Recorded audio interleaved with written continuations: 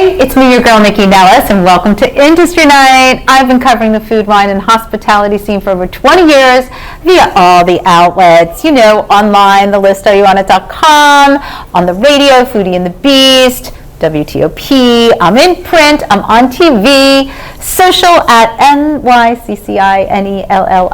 and for the last year on YouTube with this podcast, Industry Night or Vodcast. You know, I'm your one-stop source for industry insider news, so let's get into today's show. So I'm totally double dipping today. I'm filming a second show here at A Kitchen and Bar in the AKA Hotel. A huge shout out to Ellen Yin and Eli Collins and their incredible team for hosting me at their property. Now, as many of you have noticed, I've kind of been hopping around the city with my residencies, and I'm shaking things up. Instead of 1 month stints, I'm spreading them out. So like today, I'm at Ellen's A Kitchen and Bar. Next week, I'll be back at Jackie, and then the following week, I'll be in Fauquier. It's an absolute blast chatting with amazing guests and phenomenal spots, and I'm so excited to bring all that energy straight to you. And in that sort of gratitude vibe, if you follow me on social, and you better, at NYCCINELLIS, you know that recently I spent several unforgettable days in Colombia exploring the vibrant city of Medellín while staying in the super luxe Elcielo Hotel. Each morning began with a brisk walk up the hill to the lush green and lively Provenza, I don't know how to pronounce it, Provenza neighborhood, let's go with that.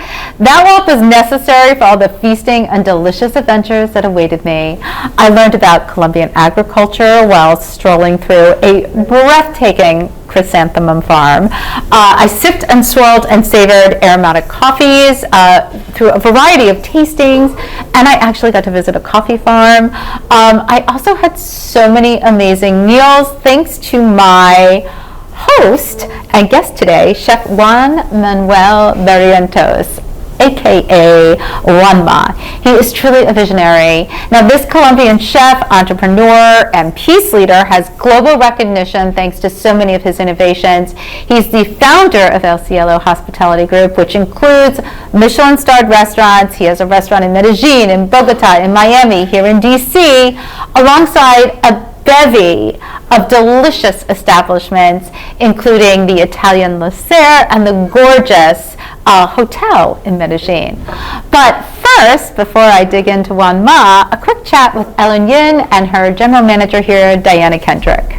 So as I mentioned in my intro, we're back here at A Kitchen and Bar in the AKA Hotel here at One Circle, and I'm so excited because I have Ellen Yin here with me again and Diana Kendrick, who are both joining me today. We're in a different spot, so you can see all the different places here in the hotel. In the restaurant. Let's talk a little bit, Diana, let's talk a little bit about your role here and what you do. Definitely. So I joined the team about a year ago. Spent a few months in Philadelphia, just kind of getting to know everybody and how we do things. Came here through the construction process, hired a whole new front of the house team. And so, daily running of the restaurant, but also still very kind of involved in all of the outside things you do to get a restaurant known throughout the city. So we do a lot of charity events. We cooked for, or I say we, I don't cook at all. Right. No, we got Eli for that. No, understood.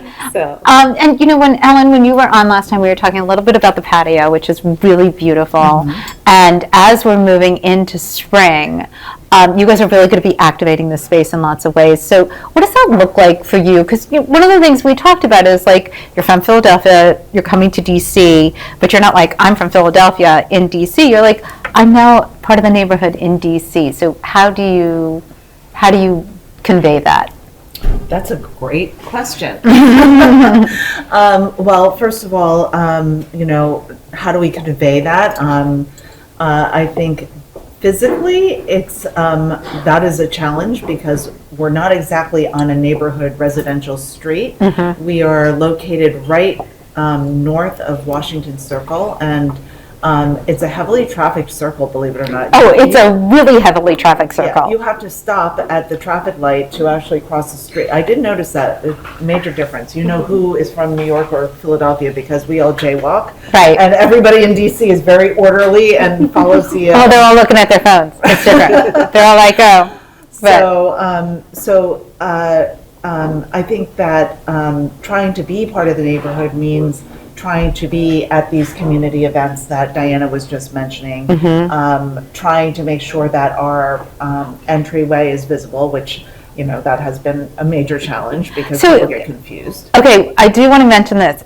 You can go through the hotel to get in here, but is there an entranceway over? Yes, there's a street side entrance. Our exact address is actually 1010 New Hampshire Okay, Avenue. not the Northwest. circle. Not the circle. Got you. Correct. Okay. And, before you mentioned that this was a very famous storied location. Yes. When we first arrived here on New Hampshire Street, there was a big awning that kind of set it apart, which is, I now understand why that awning was there, because Sure. it really made you stop and say, oh, there's an entryway there. So we're still trying to figure that out. What that looks like. But we have this gorgeous terrace adjacent, just north of the entryway, Uh-huh. and we're really excited about activating that for, the outdoors for the neighbors. We have this gorgeous fire pit, which, even now, like tonight, Oh, I'm going to be out there tonight. Yes. you can sit around the fire pit and feel completely toasty warm. Mm-hmm. And we just finished this.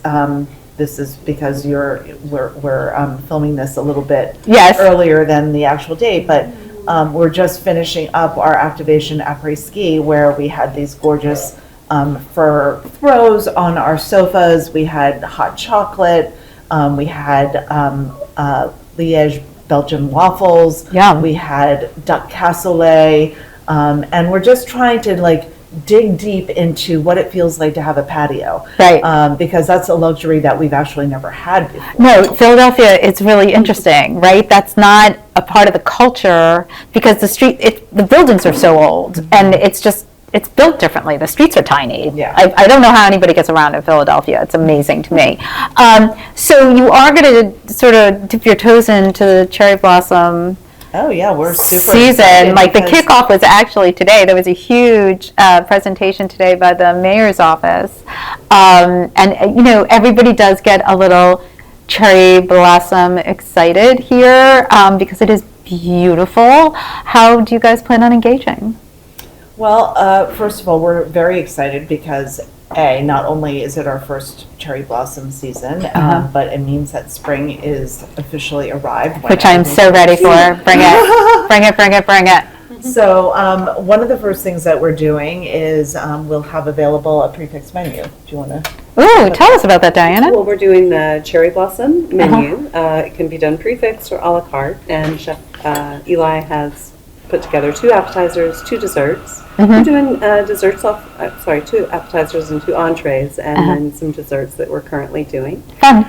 We also have cocktails of the. I know, what did you bring me? I have a beautiful cocktail here. That is the Jewel Box Spritz, so Oh. gin-based, Okay. with a sakura leaf tea infused into it. You didn't even know that I like tea. How exciting. I love that. Well, actually, that's where our beverage program is really kind of diving into the cherry blossom season, is trying to do tea-infused cocktails, and, tea being a fermented beverage, I think probably goes amazingly well with cocktails. Yes, it's a good balance, don't you think? Yeah. Okay, well, I want to thank you both for joining me and also, again, for hosting the show Industry Night here in your fantastic facility. And I look forward to the next time I'm in so we can catch up on what else is new. Thank you. That's great. Great. So I've been to 2 Elcielos, got to get my passport stamped at the others.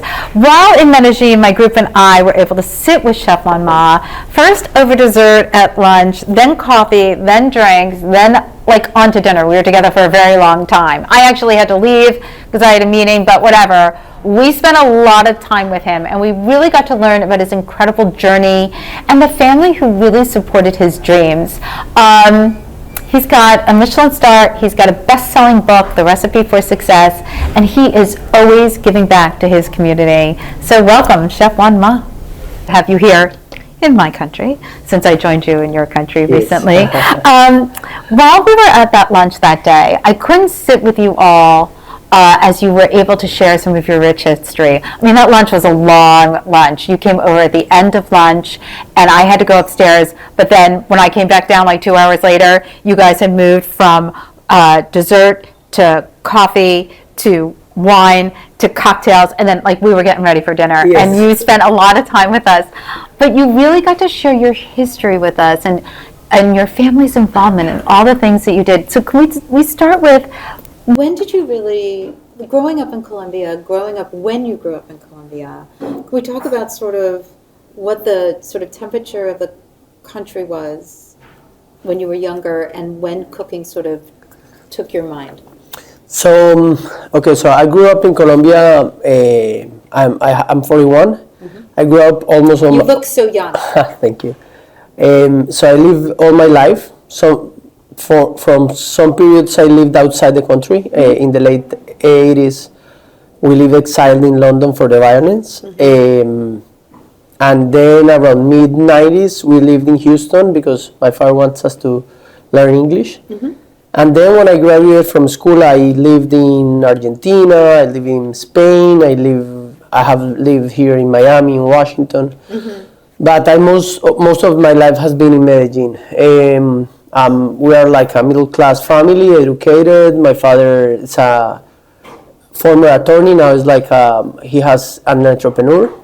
I worked for him since I was 14. He taught me how to work, how to be an entrepreneur. What were you doing for him when you were young? When I was young, learning. Okay. I say I work because I showed up, Right. but I was learning, listening, learning. Then when I was 16, I had my first real job at his company as a driver, and I would set up the trucks with the agriculture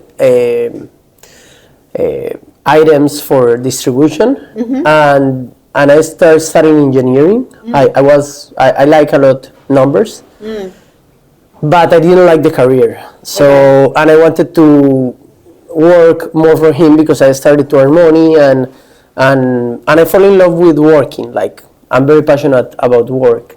So I didn't want to go to college, but my father insisted. So I quit university, and he told me like, why don't you pick up a career that you love doing, even you don't graduate, just so you spend these next years not having just a job, but having friends, new friends, everything. So I picked up cooking because I loved cooking all my life, but I never realized I was going to be a chef. So when you say you loved cooking all your life, were you one of those kids? Because like myself growing up, I loved cooking. Yes. And my girlfriend and I would do dinner parties for my siblings, when my parents would go out to dinner, or, we would invite friends over. I mean, even in our teens, we didn't know what we were doing, but we loved to cook. Yes. Was that the kind of stuff that you like to do? Yeah, so I started first cooking with my mother at home, just for fun, to be with her, and I love eating. And then I had a friend, and we get into school together. And we went to school together because he didn't know what career to study. I was 1 year older than him, so I quitted that first year of engineering, and both of us didn't know what to study. Right. And we would cook every Friday afternoon, and then our friends will come at the end of the afternoon, and we'll do cocktails and food and everything. So were you doing things by recipe? Were you doing things that your mother made? Like, at what point were you like, ooh, I like to do this. Like, I like to cook. we will say what we wanted to eat, and then we'll start looking for recipes, or even hire a chef to teach us in the afternoon. So we will serve our friends at the end of the night or something like that. So at some point we said, like, okay, let's jump into cooking school. I went to school, but I lasted 2 years because I skipped a lot because of work. So at the end I had to quit cooking school, but I fall in love with cooking. So I was like I had to make a decision if that was the point where I was gonna stop cooking, or if I would continue. And I find a chef that's called Iwao Komiyama. He's an Itamai, a Japanese master of culinary arts. Right. And he lives in Buenos Aires. Okay. So I went to study with him like for 3 months, and ended living in Buenos Aires around 2 years. Coming back and forward, but like 2 years working for him. And he was like my first master and my first teacher and it was very like a life-changing experience. What would you say is the one thing that you walked away from that experience with? Was there some technique that he shared with you? Was there some business acumen that he shared with you? What was it that sort of changed you or inspired you? So he's mystic around being a chef.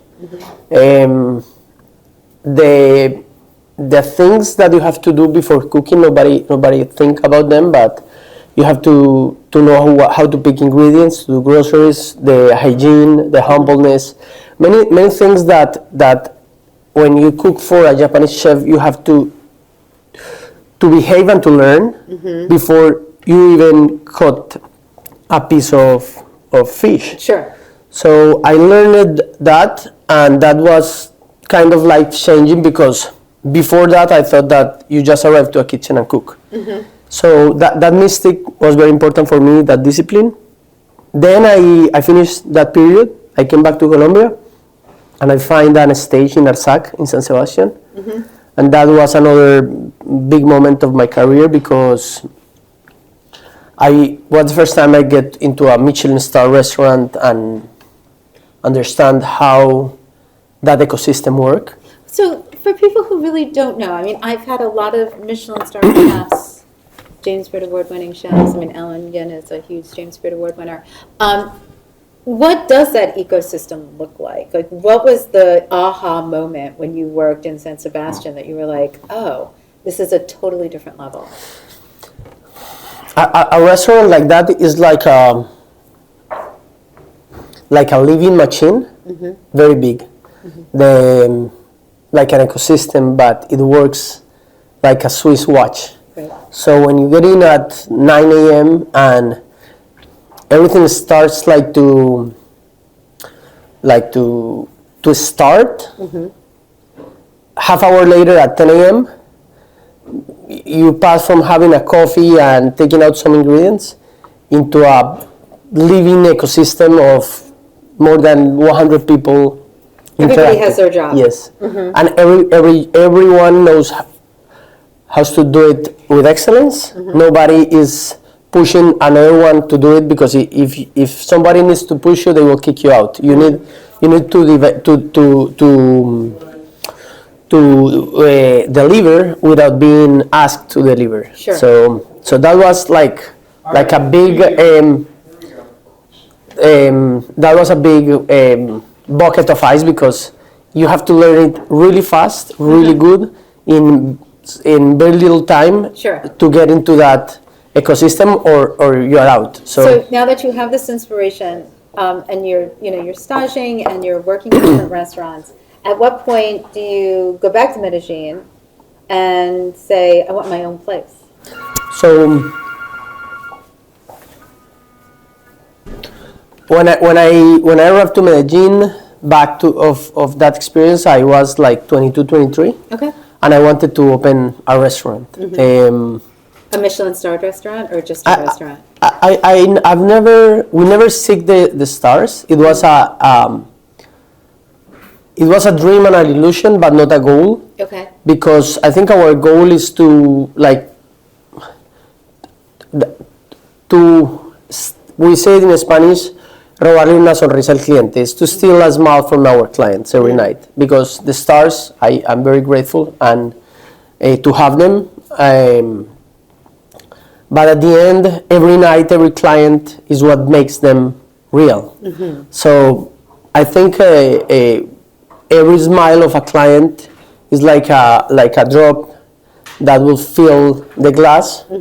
And our main purpose has always been bring the Colombian flag and culture and food to the world. So yes, I dream with a star, but the Michelin Guide is not even now in Colombia, Right. and that was 17 years ago. So I say okay. But did you have an idea? So, I mean, you have multiple restaurants and a hotel in Medellín that I've had the pleasure of dining at and staying in. Which restaurant did you want to open first? What was the caliber of the restaurant? What were you looking to do? And how did that expand? And at what point did your family get involved? Because I feel like it's a family business.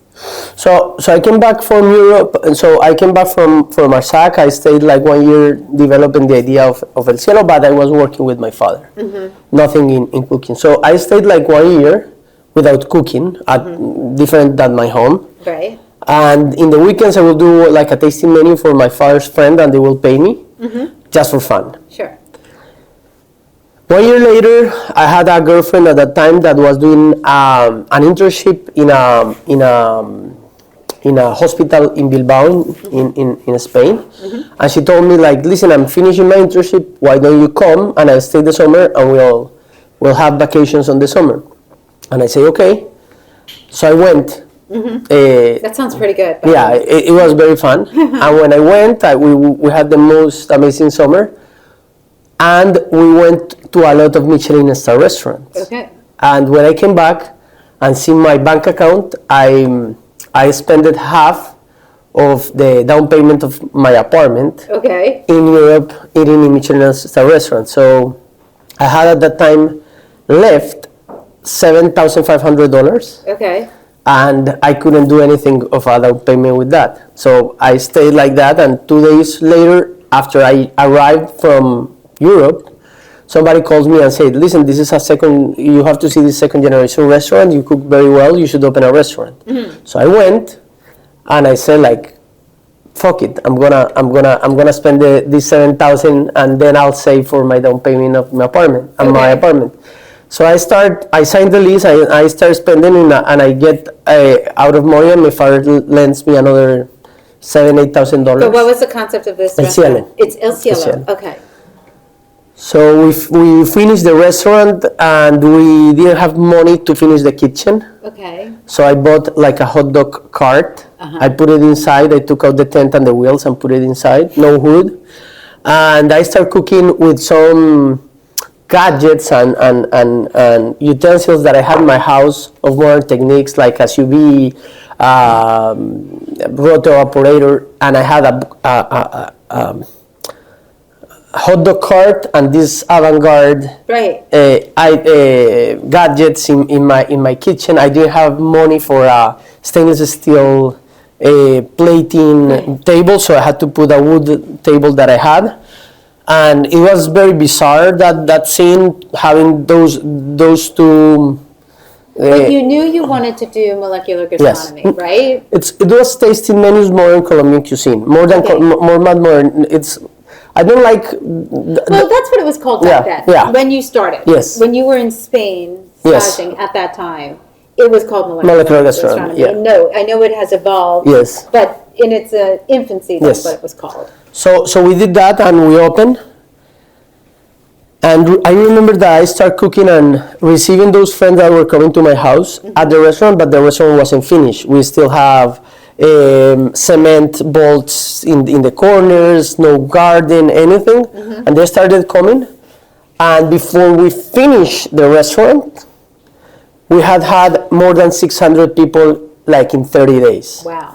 And what were you at that time? Because now it's like a multi-course experience. It was like that. It was like that. Yeah. Okay. It was like that. A tasting menu, 20 courses. Now it's 15. So when we finish the restaurant, we already have reservations like for 3 months. Okay. So once we opened the restaurant, I had to quit my job with my father. And like 2 months later, I was working a lot. I had a couple of friends that were my partners at that time, but they couldn't work at the restaurant. So my father invested in the restaurant and became my partner. Okay.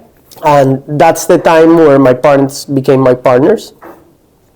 My 2 sisters started helping anything we needed, but they were at college, and then they graduated and become part of the company, and so now it's a family business. Which is amazing. And I'm very curious, how did that grow? So how did your restaurant, how did the concept grow? Because now you have multiples. You're opening up one in New York. You have one in Miami.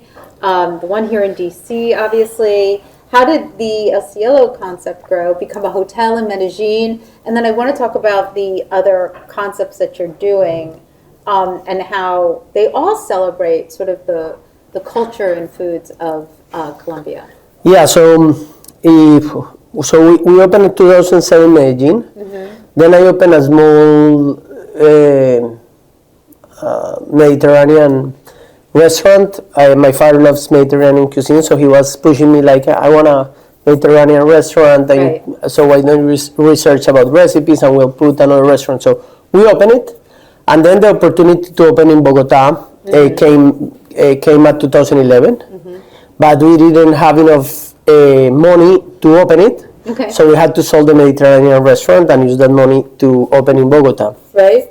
Then we had a lot of trouble opening in Bogotá for the first years, like 2011, 12, and 13. Then we started getting recognition, and people understood our cuisine, and the restaurant was very successful. We opened a couple of more restaurants in Colombia, and then we decided to go to Miami. It was our first international venture, and we had a lot of challenges to open Elcielo Miami, because at that time the city, I think, it wasn't prepared for fine dining, and especially Colombian fine dining. Right. Well, maybe we can stop right there for a second and talk about what Colombian fine dining is, and a little bit about the experience that you have at Elcielo. Yeah, so what we create menus that have a dialogue between local ingredients and Colombian ingredients. So each Cielo has a different menu and its own identity. The same philosophy of serving tasting menus of Colombian cuisine, but here we have a dialogue between the local ingredients that we find and the Colombian ingredients that we can bring here. So this is one type of menu here in Washington. Then we have the menu in Miami, so we have a lot of seafood from Florida, local farms from Homestead, and Colombian ingredients. In the case of Medellín and Bogotá, they are still different, because Bogotá is very high, Medellín is a little bit lower in the mountains, but it's more warm. So we have different pros. And in Colombia, in both restaurants, Medellín and Bogotá, we have a second region that we embrace in different menus. So for example, we have local ingredients from Bogotá, but we are working with Amazon products. So the menu in Bogotá has local product and Amazon products. Gotcha. And Medellín is Antioquia products and Caribbean products. So we have a second inspiration in case of Medellín and Bogotá, to give bring a little bit of spiciness into the creativity of all the teams, and that's how we create each unique menu. So the menus are, so right now there are 15 courses? Yes. Is that what you said? And I feel like my first one was 21 courses. Yeah. It was a lot. It was delicious. But you're incorporating a lot, not only really interesting ingredients that shine through, but there's also, you manipulate some of the ingredients, and there's a bit of flair and a bit of show. I think of the hand washing with the chocolate, or the tree of life. Can we talk about sort of how these all fit in? Because it's a story that you're telling with the courses. And I've been to multiple properties, and the story is always different. So can you talk about a little bit about some of those things, and why they're a part of the menu, and how they change, or how you make them specific to each property? Yeah, so we have several mantras in our philosophy. One is the Colombian cuisine or heritage. The second is, we call it fun dining. So people have to have fun in our fine dining. And the third one is deliciousness. So we are always looking that every dish is delicious. but it has to be fun. We have to entertain and So what does that look like? What does fun in your mind, like pick one or two of the dishes, like what makes it fun? What makes it fun for you? And then what makes it fun for the guest? So, for example, you mentioned the chocotherapy, that you wash your hands with chocolate. That was a very unique way of approaching fine dining, because you wash your hands with chocolate in a table and you can lick your fingers. Right. And people didn't expect that in usual fine dining. So at the start, you take out of the comfort zone all your clients, but when they start connecting with like the inner child, they start having fun and they relax and they lower the expectations, so anything can happen. Then we have like our bread comes like in a form of a tree of the Amazon, and so for us the stories that we tell are very important. So that tree, for example, was done by a craftsman from the Amazon. The recipes from yucas that we bring from Colombia, and the Amazon indigenous people work a lot with in their cuisine. So I think each dish has to have a story, and for us it's very important that people enjoy every story. At the same time, they feel that deliciousness is not being, it's being the most important thing. Right. No, that all makes sense. There's just a lot of sensory components to dining. Yes. At El Cielo, with I'm remembering the coffee program. Yes. That you have, and sort of the information. I mean, your team is so well educated on each ingredient and the coffee and everything. How do you go about doing that now? Now that you sort of have your model and you understand what it looks like, even though it ebbs and flows with the city that it's in and with the product that you have, how do you go about training your staff, and what are some of the things that you find really surprising about what you do?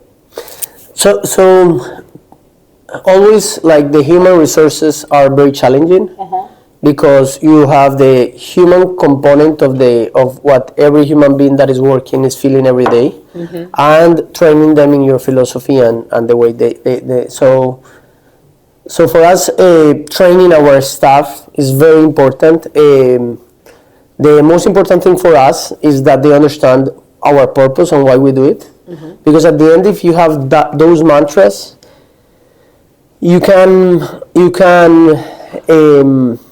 have those mantras being integrated into what you do every day. For example, I say, like, if you don't know what to do, ask yourself, is this the ordinary being with an extra step, and is this extraordinary? And you have to have me there to ask that questions to yourself. Right. So that makes their life easy, and they understand that the purpose of what we're doing is doing something extraordinary.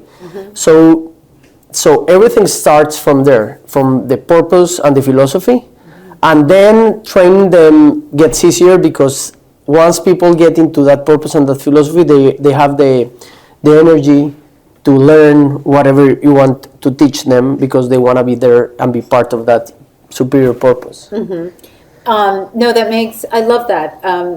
You also have this charity. Yes. That you started with your family. Was your family a part of it? Yes? So Of course. Can we talk about the bones of it and the foundations of it? Because I think it leads into your philosophy at El Cielo. So we started at the same time. El Cielo started 17 years ago. A social program, we call it like Cooking Colombia's Peace.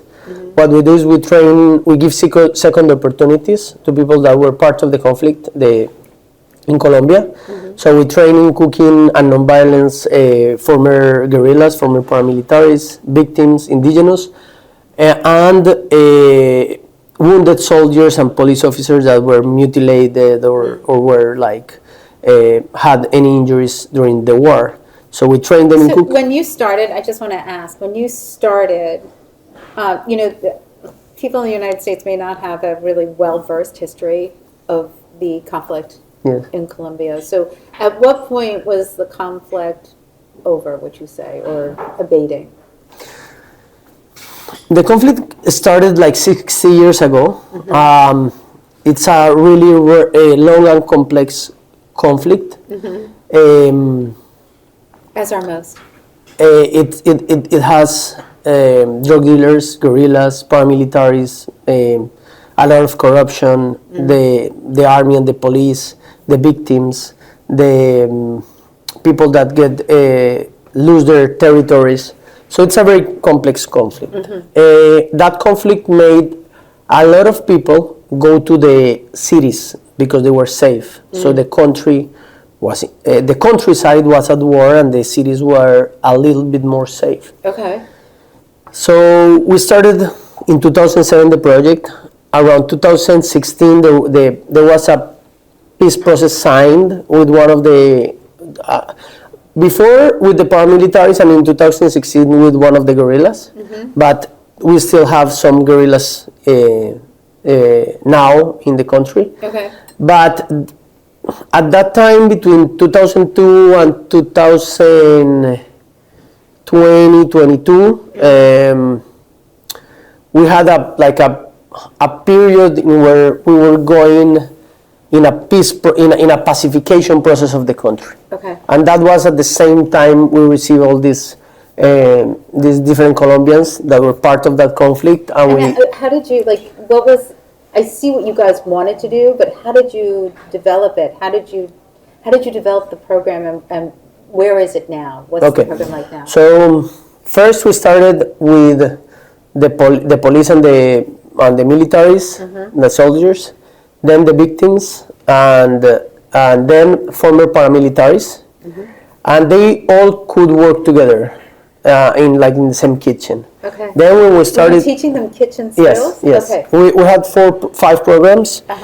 One was pastry 1, pastry 2, cooking skills 1 and 2, and then we had a 5 program that was from the house that included how to learn to make coffee in coffee shops. Sure. So they can search for jobs preparing coffee. We call it baristas, and or front of the house if they want to be waiters or sommeliers or whatever. So we had that 5 programs. These 4 all together, these ones apart. And then when we started giving the opportunities to these 5 group at Elcielo, before they enter, we had to do sessions where they meet and they forgive because they were dead enemies. Right. So You can't have that in your restaurant. So we brought social workers, Wow. Psychologists, and we prepared the meetings before. We talked both sides. You're gonna meet. This is gonna happen. This is the way it's gonna happen. You can express yourself, your pain. The purpose of this is to let go that pain and that anger. So they were kind of prepared and asked if they wanted to be part of them. So when both sides agreed, we'll have them meet, have a lunch, and after that they will come and work together. And we succeed to do that. Now that there are less, thank God, wounded soldiers and everything, what we are doing is we're working with other foundations that profile people that get out of jail that want to search for a job. Right. And so they go to these foundations, they make a profile of them, a psychologist does a test, how are they feeling, everything, and then they call us and they say, hey, we have 1, 2, 3, whatever candidates, and this guy wanna be a chef, he's ready to come back to society, this was the reason he went to jail, and then we interview them and teach them and get them into our. So is the feed completely into your restaurants? Yes. They go right to your restaurant, so they really get the training from your team.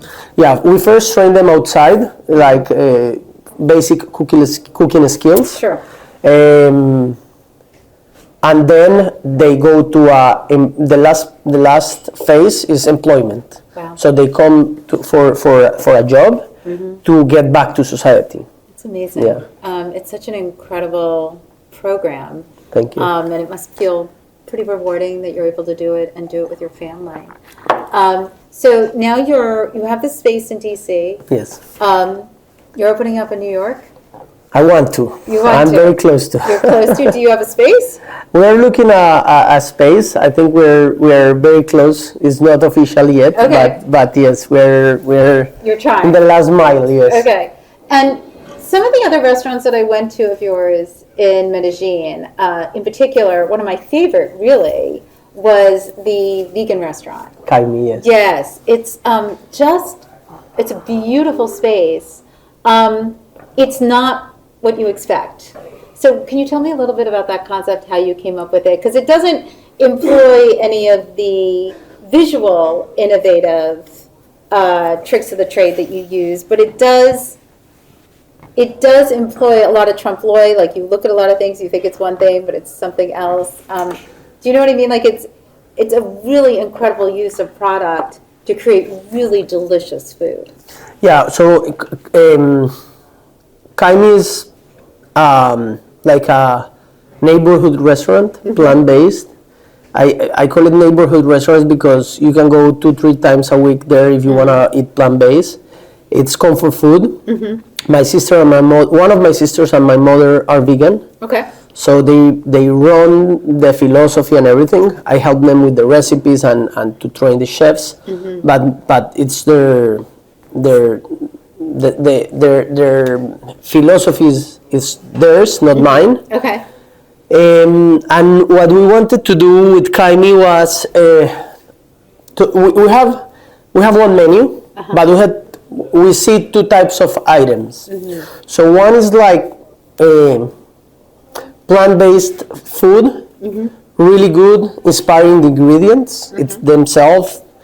And the other part of the menu, it's kind of regular comfort food that you find with meat or dairy, Right. without it. Like we have a hamburger, tacos, and some other like international foods made plant-based, and our cuisine of plant-based. So it's mixed, so you'll see just one menu, but at the end of the day, what this mix of the menu brings is that if you want to go safe, you can ask for a burger or a tacos, and even they are plant-based, it will be easier to understand.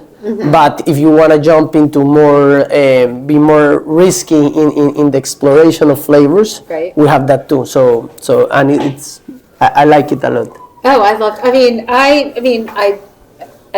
not a vegan, but I certainly eat plant-based food, and I think the growing sort of trajectory of that cuisine, if you will, is really changing, and chefs of your stature are taking it really seriously. I always joke, like 20 years ago, if somebody said I'm vegan or I'm vegetarian, either or, the chef in the back would be like, and put out a plate of carrots or a plate of pasta, and now people are so excited about having really access to amazing product and creating delicious food with it. So it's wonderful to see that a part of you.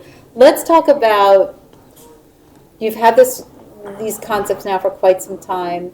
You have opened them up and they're always evolving. What do you think from your vision perspective? How does it evolve? How does it change? Is there a point where you're like, okay, we've done the chocolate hand washing, I want to do something else? Like, do you look at some of the things now and think, okay, I love this, but now it's time I see this as the future. Do you have any sort of visions about what you look forward to doing? I believe that the world right now is bigger, but at the same time well connected. So I think every trend has a niche in everything, in fashion, in food, everything. If you see the fast food is growing, the fine dining is growing, the farm to table is growing. So I think there's a niche for everything. But I think the the important thing is that you try to do your best and you're excellent in that niche. And that's talking to Elcielo.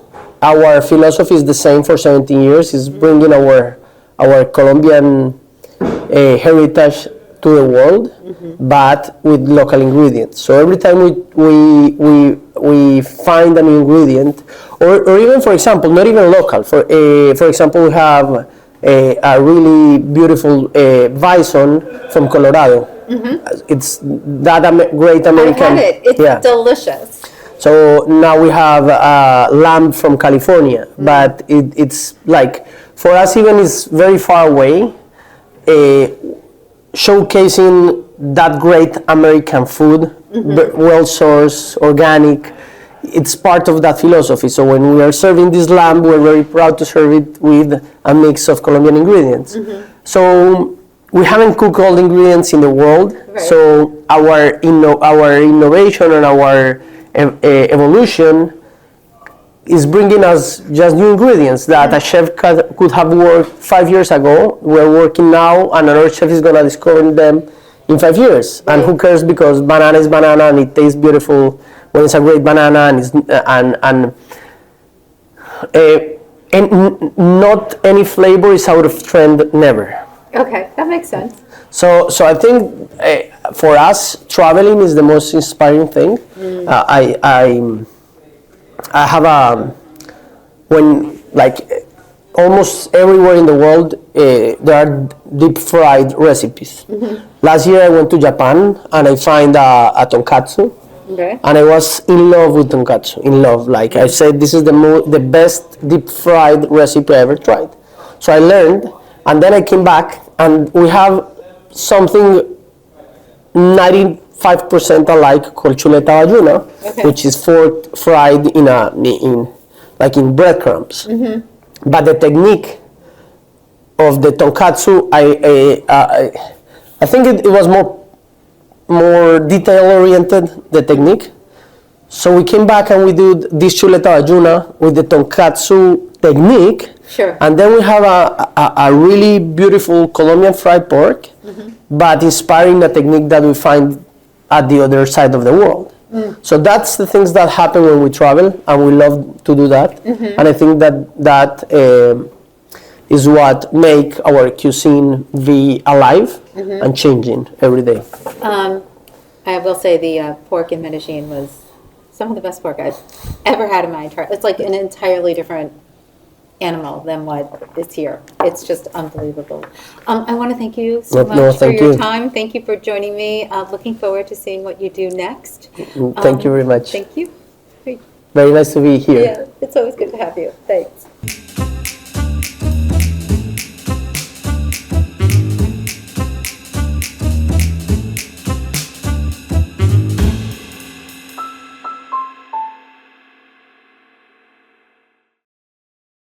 Produced by Heartcast Media.